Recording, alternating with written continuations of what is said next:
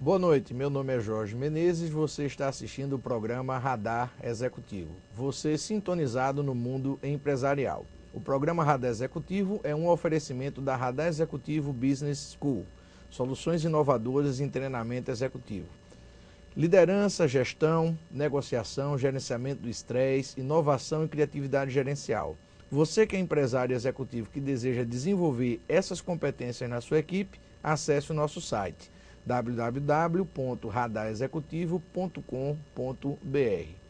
Contamos hoje aqui no programa com a presença de Fernando Nicásio, superintendente da Infraero, que vai conversar um pouquinho com a gente sobre como a Infraero e os aeroportos do Brasil estão se preparando para esse crescimento econômico e aí para uma futura Copa do Mundo, né? Nicásio, muito obrigado pela tua presença aqui no programa.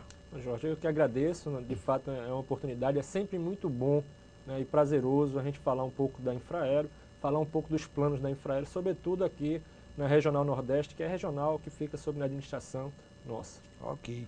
Fernando, me fala uma coisa, que investimentos o governo federal está planejando fazer nos próximos anos para manter os aeroportos brasileiros, em sintonia, competitivos, né, diante desse crescimento econômico que a gente está vendo hoje?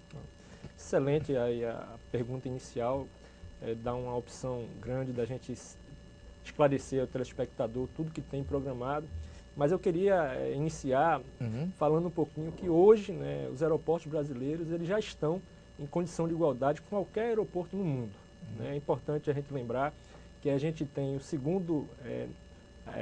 segunda rede de aeroportos, né, em relação aos aeroportos no mundo, em número de aeroportos, e a terceira em movimento de passageiros. Então, são números assim que às vezes não chega a conhecimento da população, mas que demonstra exatamente a competência, né, a qualidade dos nossos aeroportos. O governo federal tem um plano de investir aproximadamente 5,5 milhões, né, nos próximos 4 anos, até a Copa 2014. Mas é bem verdade que, independentemente de Copa, né, a Infraero sempre trabalhou com planejamento e o crescimento que a gente tem observado, né, na demanda de passageiros, de cargas, nos aeroportos nos últimos anos é crescente. Né? E, em função disso, já existe todo um planejamento e agora, exatamente, também em função da Copa do Mundo, isso já começa, né, a ser percebido mais claramente. Mas é óbvio que em todos os aeroportos, praticamente, você sempre teve, né, o aeroporto a gente costuma dizer que é um canteiro de obra, e esse canteiro de obras, ele se reflete exatamente em decorrência, né, dessa necessidade de você estar aparelhando, equipando, modernizando, melhorando a qualidade dos aeroportos para você oferecer aos passageiros conforto e segurança. Então, por exemplo, aqui na Regional Nordeste, que eu posso falar com mais propriedade, que a gente tem acompanhado mais de perto os investimentos. Aqui no aeroporto de Recife, no estado de Pernambuco, a gente tem aí em torno de 40, 50 milhões de reais para ser investido nos próximos anos. Construção de torre de controle, né, recuperação da pista de pouso e decolagem. E são, às vezes, itens de segurança e necessários à operacionalidade do aeroporto que não aparecem para a população. Isso. E é isso mesmo que a gente quer. Né? A gente faz questão que o passageiro chegue, né, estacione no edifício garagem, faça seu check-in, né, entre na sala de embarque, pegue o avião sem perceber exatamente toda a movimentação e aqueles processos operacionais que compreendem a atividade de segmento, né, de embarque, desembarque, até a decolagem da aeronave. Então, existe sim todo um planejamento, né, desses investimentos e está tudo caminhando para que isso se concretize nesse espaço de tempo, chegando aí a 2014, não só atendendo a Copa do Mundo, mas também, né, atendendo esse crescimento normal, que ele vai exatamente, eu diria que é um termômetro, né, da economia, do nosso crescimento, do crescimento do país. Hoje, se você tiver qualquer crise financeira internacional, você observa que o segmento da aviação, tanto na carga quanto no embarque e desembarque do passageiro, ele tende a cair. Né? Então, muito pelo contrário, o que a gente tem visto hoje é uma economia saudável, sustentável, adequada, forte, crescente e também, né, o embarque e desembarque de passageiros e nossa atividade de carga aérea. Inclusive, em especial aqui em Pernambuco, né? Aqui a próxima pergunta tem muito a ver. Inclusive, o aeroporto daqui, eu nem tinha percebido isso, mas Lindo, fazendo a pesquisa para a pauta, até o abastecimento dos aviões, não tem mais aquela coisa de carro tá para lá e para cá na Verdade, pista, né? É verdade. tudo subterrâneo, né? Então você já começa a olhar para o aeroporto com um olhar mais crítico, diferente. É fato, né? A gente tem todo o abastecimento das aeronaves sendo feito por queroduto, né? Então o querosene de avião, ele chega por uma tubulação e ele é conectado direto na asa da aeronave e aí você faz o abastecimento. Diferentemente, né, do que ocorria no passado, que você tinha aqueles caminhões circulando no pátio de manobra. Isso funciona bem com todo o critério de segurança, mas gera um certo impacto na atividade. E aí a gente consegue, por meio desse abastecimento, melhoria de tecnologia, oferecer melhores condições operacionais e de segurança. O aeroporto de Recife é muito bom, Jorge. É verdade, sou usuário assíduo. Inclusive está incorporando agora o antigo aeroporto, né?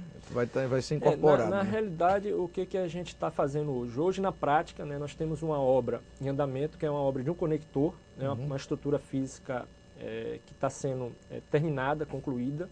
E essa estrutura física ela vai ter 4 pontos de embarque operando. Então, além das 7 pontos de embarque que o aeroporto já tem hoje, nós teremos mais 4, totalizando nessa fase, né, a disponibilização ao passageiro, 11 pontos de embarque para operação simultâneas.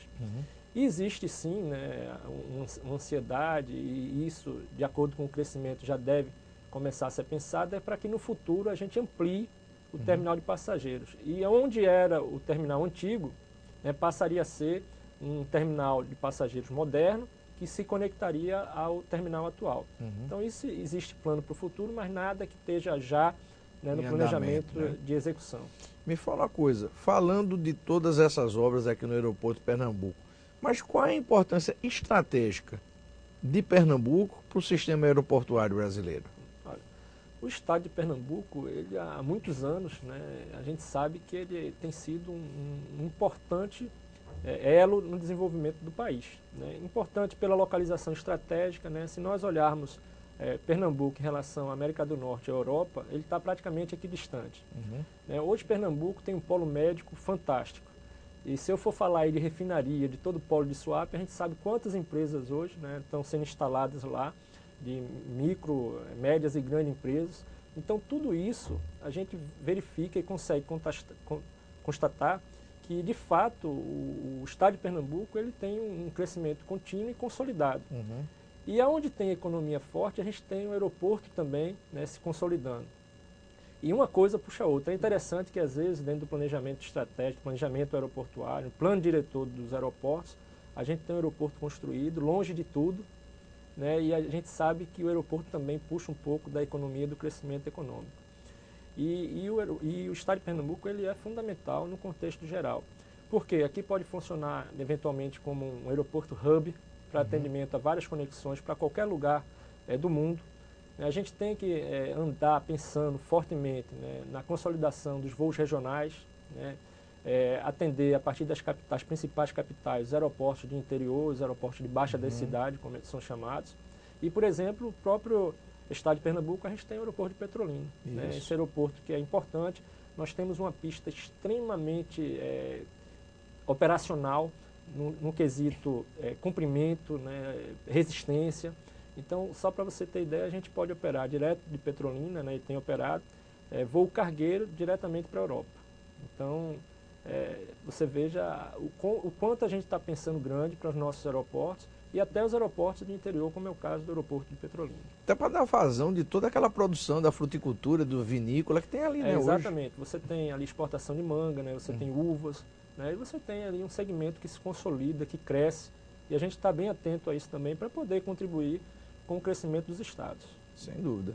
Me fala uma coisa, a próxima pergunta já está um pouco respondida, mas ainda a população ficou muito traumatizada, digamos assim, alguns anos atrás, com aquele famoso apagão aéreo. Aquilo causou um caos muito grande e repercutiu, inclusive, internacionalmente, né? E de que forma a Infraero e os demais órgãos públicos e também as empresas privadas estão trabalhando para evitar um novo apagão? Jorge, é muito oportuna também essa sua pergunta. Na realidade, eu acho que a gente deveria dividir responsabilidades e autores desse processo. Né? Quando a gente fala em aeroporto, existem diversos segmentos trabalhando no aeroporto. São vários atores. Vários atores, né?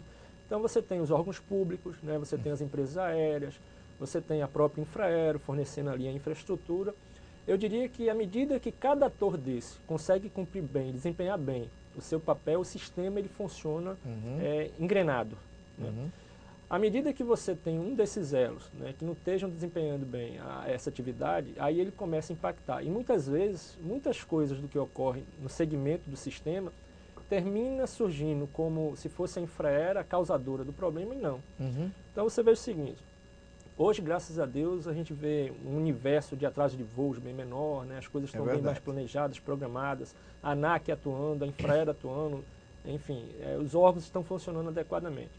E aqui no aeroporto de Recife, eu quero dar o exemplo do aeroporto de Recife, porque a gente tem um relacionamento, né, com todos os órgãos públicos, assim, de extrema qualidade, né, e aí eu cito Polícia Federal, Receita Federal, Polícia Militar, e isso facilita muito com que as coisas fluam, né, adequadamente. Mas, por exemplo, na hora que você tem um desembarque internacional, que você tivesse, eventualmente, um atendimento de imigração ou da própria Receita Federal, que não fosse num ritmo, numa velocidade, né, com a quantidade efetiva adequada, você começa a ter impacto na fila. Vai tendo os gargalos. Vai tendo os gargalos. E aí isso você chega um outro voo internacional e aqueles passageiros já entram na fila também. Tem pessoas esperando lá de fora quem está desembarcando. Então começa a gerar uma série de dificuldades. Se cada um desses atores, né, cumprirem os seus papéis, as coisas fluem. No passado, o que a gente teve em relação à questão de tráfego aéreo, que se falou e tal, a gente verifica que essa fase está superada. Né? Tenho certeza que o Comando da Aeronáutica, o Departamento de Espaço Aéreo, eles têm feito todo um trabalho, né, de planejamento, de investimentos, e certamente todas essas questões elas estão bem administradas e a gente não tem a expectativa de qualquer incidente, desconforto no futuro. Quer dizer que em 2014 é só torcer. É só torcer para o Brasil e ficar tranquilo que pode embarcar que está tranquilo. Torcer para o Brasil, torcer para o país continuar crescendo, continuar forte, né? Torcer para que a Infraero continue com a competência e a qualidade dos seus aeroportos, porque certamente a gente tem que ter orgulho de tudo isso que a gente tem no Brasil e que muitas vezes a gente valoriza mais o que está lá fora do que o que a gente tem aqui. É verdade. Tem uma última pergunta para a gente fechar esse primeiro bloco. Existem projetos para integrar o aeroporto com outros tipos de transporte em massa, como o metrô e terminais integrados de passageiros? É uma tendência natural, né? Hoje a gente vê isso no mundo, né? A integração dos modais de transporte. O aeroporto de Recife ele é beneficiado, né? É um aeroporto que tem uma linha férrea que praticamente passa dentro do sítio aeroportuário. Facilmente a gente tem condições de fazer uma integração.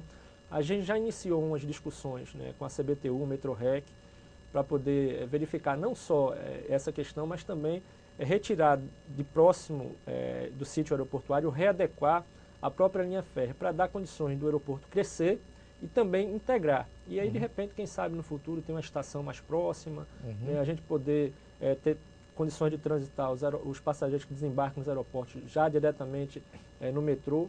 E, além disso, também já existe hoje, né, uma discussão que já teve no passado e ela está voltando, para você ter uma passarela que sai do edifício garagem do aeroporto de Recife e vai até a estação do metrô que se chama aeroporto, que é aquela em Boa Viagem que tem próximo ao aeroporto. E se isso ocorrer, a gente já tem no primeiro momento a integração imediata, o que seria muito bom e é o que tende, né, a acontecer. E com um custo mais baixo de investimento, né, que é o custo de uma passarela. Uma passarela. Uma passarela. Perfeito. Com essa pergunta a gente fecha o nosso bloco. Fique com a gente. Daqui a pouco nós voltamos com o Fernando Nicásio, superintendente da Infraero, falando da estrutura aeroportuária do nosso estado e também do Brasil. Ok? Obrigado. Daqui a pouco voltamos.